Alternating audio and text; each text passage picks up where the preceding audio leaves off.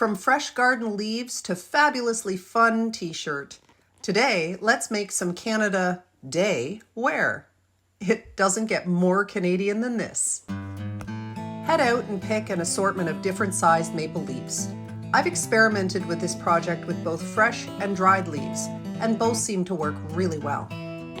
For the project, you will need safety glasses, rubber gloves, an apron or smock in case the bleach splashes, some waxed paper, a paintbrush and stencils, dark colored t-shirt, assortment of maple leaves, and Clorox bleach.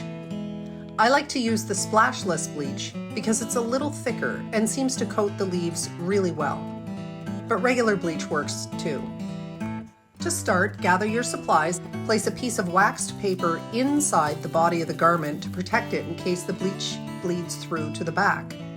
Lay it flat on your protected table, and wearing your rubber gloves and eye protection, pour a small amount of Splash-Less Clorox into a container and dip the maple leaf into it to fully coat it with bleach.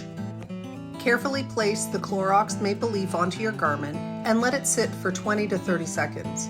It doesn't take long, and you should see your leaf impression immediately.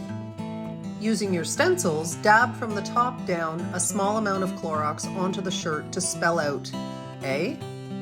You will notice that the bleach soaks quickly into the fabric, so you don't need to use much, and blotting won't be necessary. You can also paint the letters freehand. You can make your own A stencils, or purchase a variety online from my Etsy store, which you cut out at home using your Cricut machine. Before you get started, I do suggest practicing on a scrap piece of fabric before attempting your final design. Let the fabric dry completely and then wash separately for the first wash cycle. Enjoy adult Canadian crafting!